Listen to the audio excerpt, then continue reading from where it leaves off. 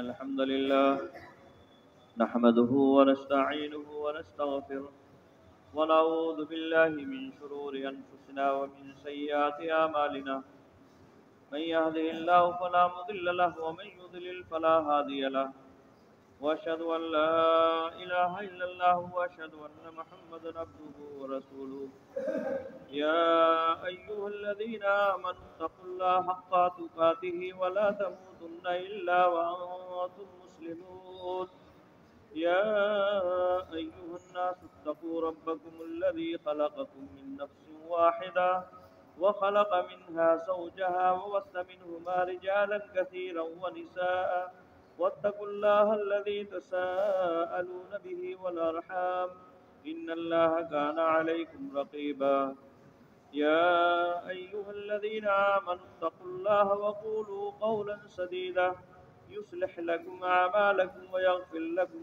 ذنوبكم ومن يطع الله ورسوله فقد فاز فوزا عظيما أما بعد فإن خير الحديث كتاب الله وخير الهدي هدي محمد صلى الله عليه وسلم وشر الأمور محدثاتها وكل محدثة بدعة وكل بدعة ضلالة وكل ضلالة في النار أعوذ بالله السميع العليم من الشيطان الرجيم بسم الله الرحمن الرحيم قل إن كان آباؤكم وأبناؤكم وإخوانكم وأزواجكم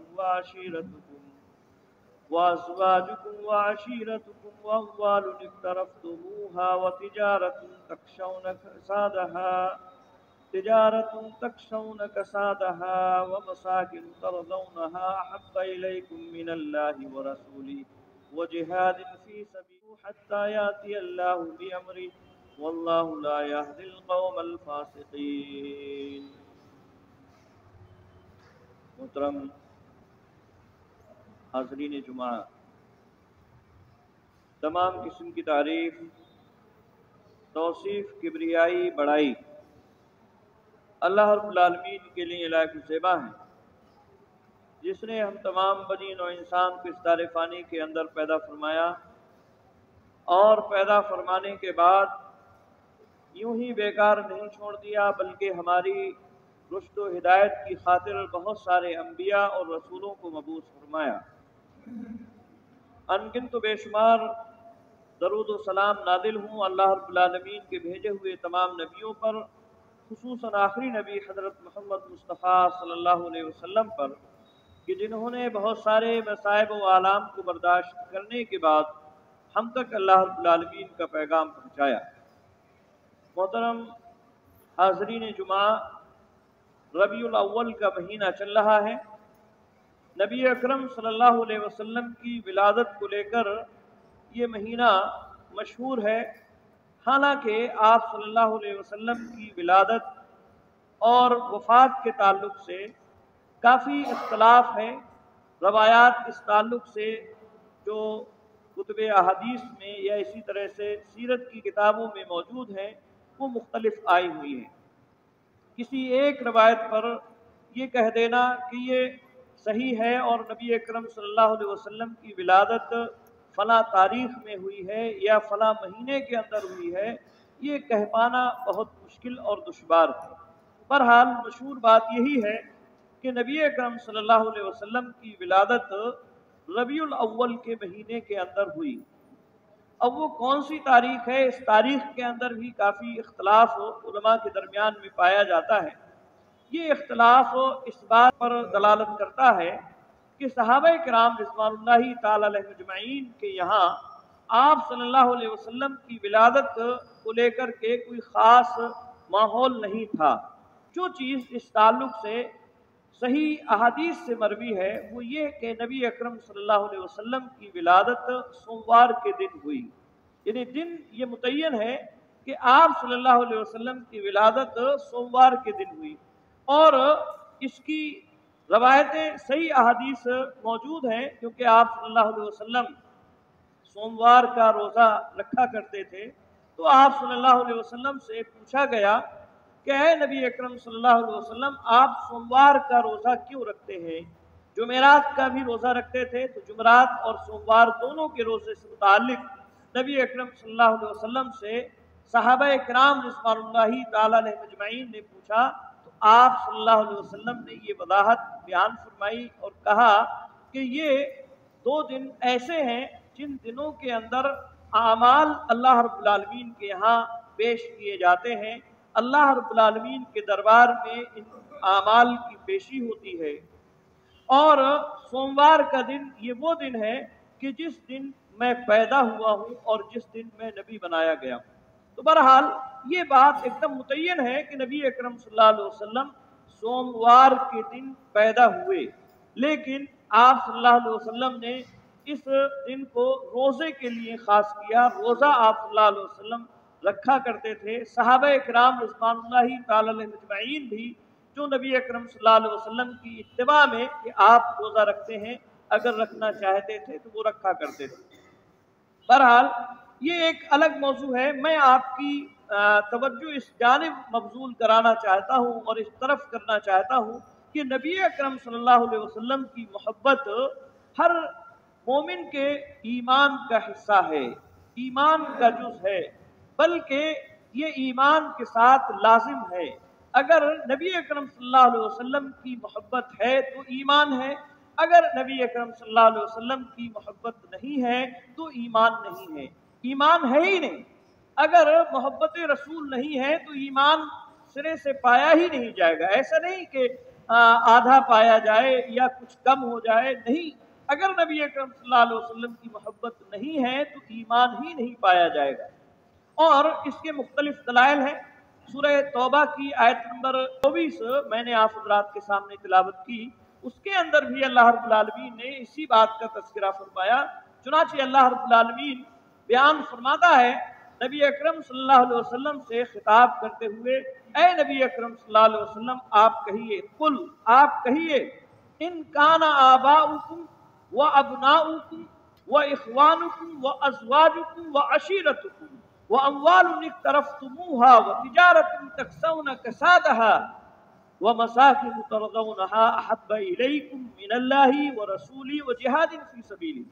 عام طور سے انسان جن سے محبت کرتا ہے ان ساری ہستیوں کا یا ان ساری چیزوں کا اللہ رب العالمین نے تذکرہ فرمایا اے نبی آپ کہیے کہ اگر تمہارے باپ، ان کانا آباؤکم، اگر تمہارے باپ، وہ ابناؤکم اور تمہارے بیٹے، وہ اخوانکم اور تمہارے بھائی، وہ ازواجکم اور تمہاری بیویاں، وہ عشیرتکم اور تمہارے کنبے اور خاندان، وہ اموال اقترفتموها اور وہ مال جسے تم سینت سینت کے رکھتے ہو، جمع کر کے اکٹھا کر کے بینک بیلنس کر کے رکھتے ہو، اور وہ تجارت تخشون کسادہا اور وہ تجارت جس کے مندہ پڑ جانے کا تمہیں خدشہ رہتا ہے، وہ مساکن ترضونہا اور وہ مکانات جنہیں تم بہت زیادہ پسند کرتے ہو۔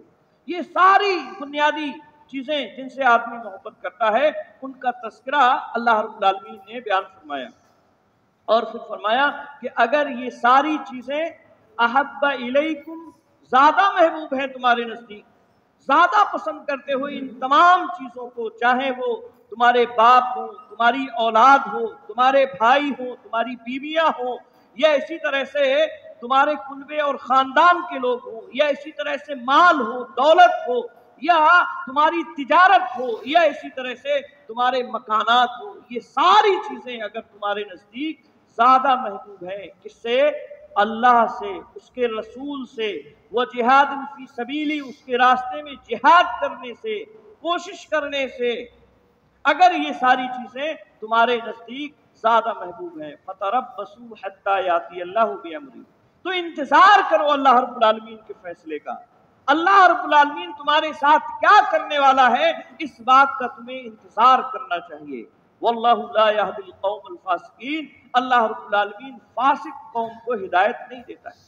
یعنی جو لوگ ان ساری چیزوں کو ترجیح دیتے ہیں اللہ رب العالمین پر یا اس کے رسول پر یا اس کے دین پر ترجیح دیتے ہیں تو انہیں اللہ رب العالمین فاسق قرار دے رہا ہے۔ اور انہیں دھمکی دے رہا ہے کہ وہ انتظار کریں اللہ رب العالمین کے فیصلے کا، قیامت کا۔ کل اللہ رب العالمین ان سے بات کر لے گا، ان سے سمجھ لے گا۔ جیسے دھمکی دی جاتی نا، دیکھ لوں گا میں تمہیں، تو ایسے ہی یہ دھمکی اللہ رب العالمین نے دی ان لوگوں کو جو اللہ سے زیادہ ان ساری چیزوں سے محبت کرتے ہیں، اس کے رسول سے زیادہ محبت ان ساری چیزوں سے کرتے ہیں، یا اسی طرح سے اس کے دین سے زیادہ ان ساری چیزوں سے محبت کرتے ہیں۔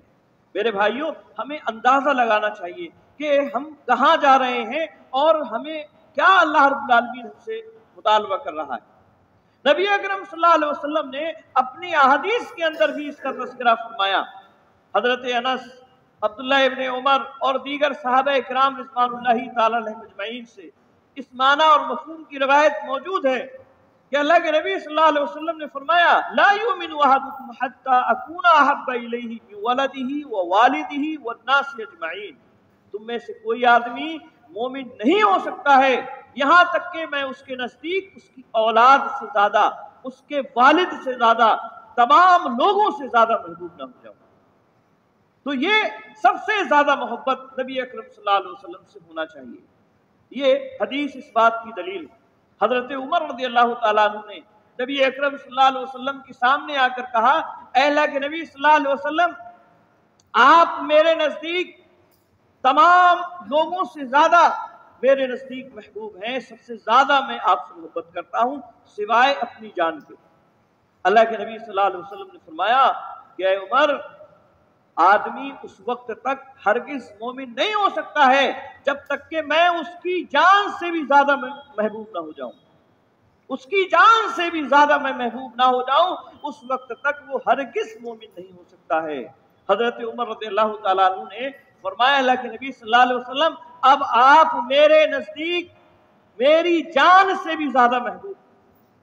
اللہ کے نبی صلی اللہ علیہ وسلم نے فرمایا، الآن یا عمر، اے عمر، اب تم پکے مسلمان ہوئے، اب تمہارا ایمان کامل ہوا، اب تمہارے اندر ایمان کی تکمیل ہوئی۔ تو میرے بھائیوں، نبی اکرم صلی اللہ علیہ وسلم کی محبت اللہ رب العالمین کی محبت کے بعد سب سے زیادہ عظیم ہے، سب سے زیادہ ہونا چاہیے۔ ہر مومن کے اندر کوئی بھی آدمی اس وقت تک مومن ہو ہی نہیں سکتا ہے جب تک کہ وہ ان تمام چیزوں سے زیادہ محبوب اپنے محبوب کو، نبی اکرم صلی اللہ علیہ وسلم کو نہ بناتا ہو۔ محبت کیا ہے؟ محبت دل کا میلان ہوتا ہے جو محبوب کے اندر پائی جانے والی صفات کی بنیاد پر ہوتا ہے۔ محبوب کے اندر کوئی صفت، کمال کی صفت، عظمت کی صفت یا کسی اور طرح کی کوئی خوبی محبوب کے اندر ہے، اس خوبی کی بنیاد پر آدمی کے اندر جو دل کا میلان اس ہستی کی طرف ہوتا ہے، اسی کو محبت کا نام دیا جاتا ہے۔ وہ خوبیاں کیا ہو سکتی ہیں؟ وہ خوبیاں خوبصورتی بھی ہو سکتی ہیں، وہ خوبیاں حسن سلوک بھی ہو سکتا ہے، وہ خوبیاں اسی طرح کی اور دوسری چیزیں بھی ہو سکتی ہیں۔ آدمی اس لیے کسی سے محبت کرتا ہے کہ وہ سامنے والا جس سے محبت کر رہا ہے وہ خود اس آدمی سے بہت زیادہ محبت کرتا ہے، اس کے اندر ایسی عمدہ اور بہترین خصائص اور بہترین صفات پائی جا رہی ہیں جو کسی اور دوسرے کے اندر نہیں پائی جاتی۔ نبی اکرم صلی اللہ علیہ وسلم کے اندر یہ ساری خوبیاں موجود تھیں جن کی بنیاد پر کسی آدمی سے محبت کی جا سکتی ہے۔ آپ صلی اللہ علیہ وسلم اپنی امت کے خیر خواہ تھے۔ آپ صلی اللہ علیہ وسلم نے اپنی امت کی خاطر خیر خواہی کی تمام حدود کو پار کر دیا، اپنی جان کو قربان کرنے کے لیے آپ صلی اللہ علیہ وسلم تیار ہو گئے، اس لیے کہ امت جہنم کی آگ سے بچ جائے۔ طائف کا سفر نبی اکرم صلی اللہ علیہ وسلم نے کیا، چاہتے تو آپ صلی اللہ علیہ وسلم طائف نہ جاتے، چاہتے آپ صلی اللہ علیہ وسلم دعوت و تبلیغ کا طریقہ چھوڑ کر کے اپنی زندگی گزار لیتے، کسی پہاڑ پر چلے جاتے اور وہاں آپ صلی اللہ علیہ وسلم اللہ رب العالمین کی یاد میں اپنی توحید پر قائم رہ سکتے تھے، لیکن نہیں، تکلیفوں کو برداشت کیا۔ ہجرت نبی اکرم صلی اللہ علیہ وسلم نے کی، کیوں؟ اس لیے کہ آپ صلی اللہ علیہ وسلم امت کی خیر خواہی چاہتے تھے، امت کہیں دشواری میں نہ پڑ جائے، اس لیے بہت سارے احکام میں نبی اکرم صلی اللہ علیہ وسلم نے تخفیف فرما دی۔ حضرت عائشہ رضی اللہ تعالی عنہ کا بیان ہے، کہتی ہیں نبی اکرم صلی اللہ علیہ وسلم نے ایک مرتبہ عشاء کی نماز کافی تاخیر سے ادا فرمائی، اکثر حصہ رات کا جو ہے وہ چلا گیا، یعنی جو عشاء کی نماز کا جو وقت ہوتا ہے اس کا اکثر و بیشتر حصہ چلا گیا، اور پھر آپ صلی اللہ علیہ وسلم آئے اور نماز ادا فرمائی نبی اکرم صلی اللہ علیہ وسلم نے۔ نماز ادا کرنے کے بعد آپ صلی اللہ علیہ وسلم نے فرمایا لولا ان اشق علی امتی لوقتها، کہ اگر میں اپنی امت کو دشواری اور پریشانی میں نہ ڈال دیتا تو عشاء کی نماز کا یہی وقت ہوتا۔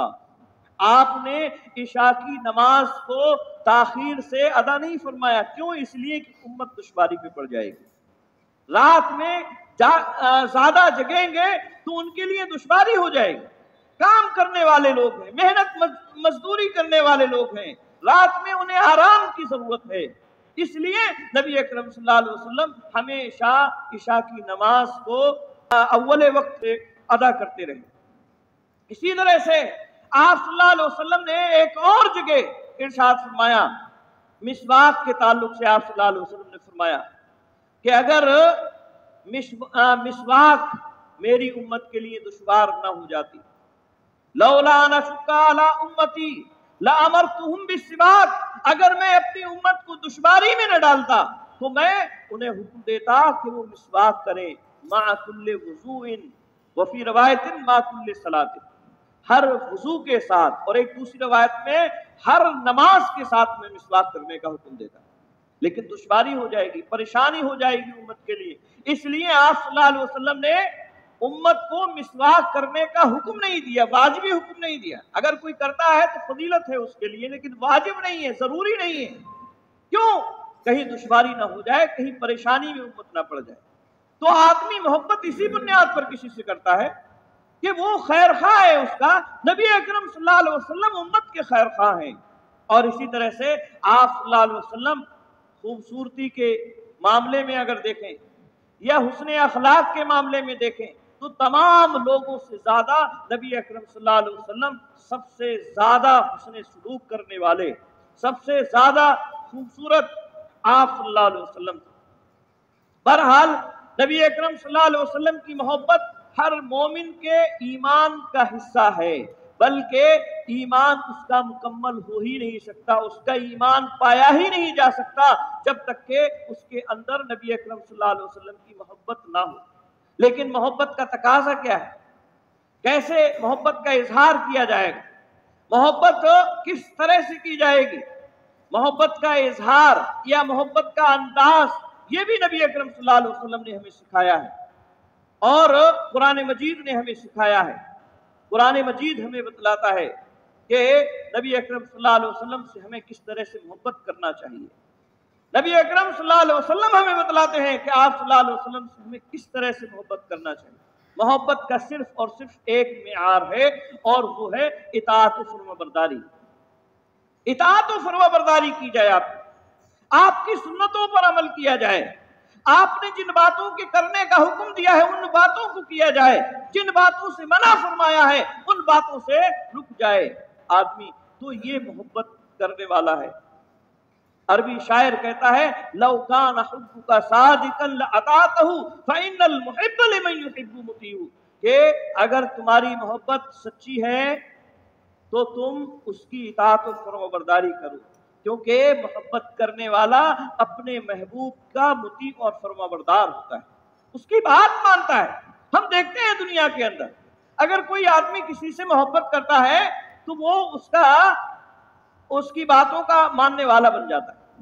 بیوی سے محبت ہوتی ہے، محبت ہی کی بنیاد پر ماں باپ کو چھوڑ دیتے ہیں لوگ، بیوی کے کہنے میں آ گئے، جیسا کہا اس نے ویسا کرنے کے لیے تیار ہو گئے، تو یہ محبت ہی کی بنیاد پر ہوتی ہے، حالانکہ وہ غلط محبت کر رہا ہے۔ یہ اسی طرح سے اولاد ہی کی محبت میں آدمی حرام اور حلال کی تمیز چھوڑ دیتا ہے، اسے محبت ہے اولاد سے اور اس کے کھانے پینے کا انتظام اسے کرنا ہے، اسی لیے وہ حلال اور حرام کی تمیز چھوڑ دیتا ہے، حالانکہ اسے حلال ہی کے ذریعے سے اپنی اولاد کو کمائی کر کے کھلانا چاہیے۔ تو بہرحال محبت کا معیار صرف اور صرف اطاعت و فرما برداری ہے، नबी अकरम सल्लल्लाहु अलैहि वसल्लम से अगर हम मोहब्बत करते हैं तो हमें आप सल्लल्लाहु अलैहि वसल्लम की इताअत और फरमाबरदारी करना चाहिए। जश्न व जुलूस या मोहब्बत के महज दावे ये मोहब्बत के इजहार के लिए काफी नहीं है। सहाबा इकराम रिज़वानुल्लाहि ताला अलैहिम अजमईन ने कभी जश्न और जुलूस इस तरह से सालाना नहीं निकाले जैसे आज हमने माहौल बना रखा है, और उसे अफसोस तो ये होता है कि उसे दीन और ईमान का हिस्सा बना लिया, मेआर उसे करार दे लिया कि अगर कोई इस तरह का जश्न जुलूस निकालता है, मनाता है, तो उसे मोमिन समझते हैं, और जो अगर नहीं मना रहा है तो उसे काफिर या मोमिन नहीं समझते, उसे काफिर समझते हैं या मोमिन नहीं समझते। तो मोहब्बत का एक मेआर है सिर्फ, और वो है अल्लाह के नबी सल्लल्लाहु अलैहि वसल्लम की इताअत और फरमाबरदारी। कुल इन कुंतुम तुहिब्बून अल्लाह फत्तबिऊनी। यहूद व नसारा ये कहा करते थे कि हम अल्लाह रब्बुल आलमीन के महबूब हैं, नहनु अबनाउल्लाह व अहिब्बाउहु, हम अल्लाह के बेटे हैं, उसके महबूब हैं। अल्लाह रब्बुल आलमीन ने कुरान मजीद के अंदर फरमाया कुल इन कुंतुम तुहिब्बून अल्लाह फत्तबिऊनी युहब्बिबकुमुल्लाह। क्या फरमाया? क्या है नबी आप इन लोगों से कहिए अगर तुम अल्लाह रब्बुल आलमीन से मोहब्बत करते हो और वाकई तुम्हारा दावा मोहब्बत का सच्चा है तो फत्तबिऊनी, मेरी इत्तबा करो, मेरी पैरवी करो, क्योंकि मैं अल्लाह रब्बुल आलमीन का आखिरी नबी और उसका रसूल हूं। मेरी इत्तबा करोगे तो तुम्हारी मोहब्बत सही मानों में सही मान समझी जाएगी। युहब्बिबकुमुल्लाह, अल्लाह रब्बुल आलमीन तुमसे भी मोहब्बत करेगा। व यग़फिर लकुम दुनूबकुम, और तुम्हारे गुनाहों को बख्श देगा। और अल्लाह रब्बुल आलमीन बहुत ज्यादा बख्शने वाला, निहायत रहम करने वाला है। तो ये मेआर कुरान मजीद ने हमें दिया। अगर हम नबी अकरम सल्लल्लाहु अलैहि वसल्लम की मोहब्बत से सरशार हैं, और यकीनन होना चाहिए, नबी अकरम सल्लल्लाहु अलैहि वसल्लम की मोहब्बत ईमान का हिस्सा है, ईमान का जुज़ है।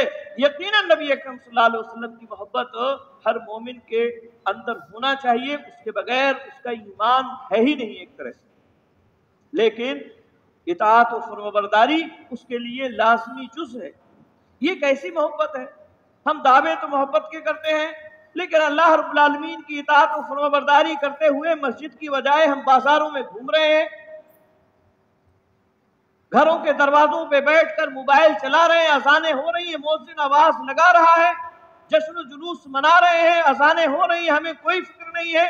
मस्जिदों के सामने से हल्लड़ और शोर हंगामा करते हुए गुजरते हुए हम चले जाते हैं। ये कैसी मोहब्बत है? अल्लाह रब्बुल आलमीन हमें मोहब्बत का मेआर बतला रहा है, इताअत और फरमाबरदारी, लेकिन हम नबी अकरम सल्लल्लाहु अलैहि वसल्लम की सुन्नतों की खुल्लम खुल्ला हंसी और मजाक उड़ा रहे हैं, उन्हें तर्क कर रहे हैं, छोड़ रहे हैं उन्हें। तो मेरे भाइयों, हमें रबीउल अव्वल के महीने में इस बात की फिक्र भी करना चाहिए। रबीउल अव्वल के महीने का यही पैगाम है कि हम नबी अकरम सल्लल्लाहु अलैहि वसल्लम की इताअत और फरमाबरदारी करें, आप सल्लल्लाहु अलैहि वसल्लम की लाई हुई सुन्नतों पर अमल पैरा हो जाएं। आज जो मुसलमान दुश्वारी में हैं, परेशानी में हैं, या उनके साथ जो भी मामलात पेश आ रहे हैं आलमी पैमाने पर, हमारे मुल्क के अंदर जो भी हालात मुसलमानों के हो रहे हैं, इसकी वजह यही है कि हमने नबी अकरम सल्लल्लाहु अलैहि वसल्लम की इताअत और फरमाबरदारी को छोड़ दिया है। मिन हैसुल जमा, जमात के एतबार से हो, या मिन हैसुल फर्द, फर्द के एतबार से हो, कोई भी नबी अकरम सल्लल्लाहु अलैहि वसल्लम की इताअत और फरमाबरदारी के लिए तैयार नहीं, इल्ला माशाअल्लाह। हम अपनी जिंदगी अपनी मर्जी से गुजार रहे हैं। मोमिन का मतलब क्या होता है? मुसलमान का मतलब क्या होता है? जब हमने कलमा पढ़ा है ला इलाहा इल्लल्लाह मुहम्मदुर रसूलुल्लाह, जब हमने पढ़ लिया तो हमारी अपनी कोई मर्जी नहीं है। अब हमारी मर्जी अल्लाह और उसके रसूल के ताबे है। अल्लाह और उसके रसूल जहां कहेंगे वहां हमें जाना चाहिए, जहां बैठने का हुक्म देंगे वहां बैठना चाहिए, जहां से उठने के लिए कहेंगे वहां से उठ जाना चाहिए। अल्लाह उसके रसूल हमसे कह रहे हैं नमाज पढ़ो, नमाज पढ़ने के लिए हमें आ जाना चाहिए, चाहे दुनिया के कितने ही काम अहम क्यों ना पड़े हो, नमाज से ज्यादा कोई अहम नहीं। लेकिन हम तिजारतों में लगे रहते हैं, झूठ बोलते रहते हैं, दुकानें हमारी खुली हुई हैं तो खुली हुई है, आजाद हो रही है, हमें इसकी कोई परवाह नहीं है। میرے بھائیوں، نبی اکرم صلی اللہ علیہ وسلم سے محبت ہے اور یقیناً ہر مومن کو نبی اکرم صلی اللہ علیہ وسلم سے محبت کرنا چاہیے، تو نبی اکرم صلی اللہ علیہ وسلم کی اطاعت و فرمانبرداری ہمیں کرنا چاہیے۔ اللہ رب العالمین سے دعا ہے اللہ رب العالمین ہم تمام مسلمانوں کو نیک عمل کرنے کی توفیق عطا فرمائے، جب تک اس دنیا کے اندر رکھے، ایمان پر قائم و دائم رکھ، جو ہمارا خاتمہ ہو ایمان پر ہو۔ وآخر دعوانا ان الحمد للہ رب العالمین۔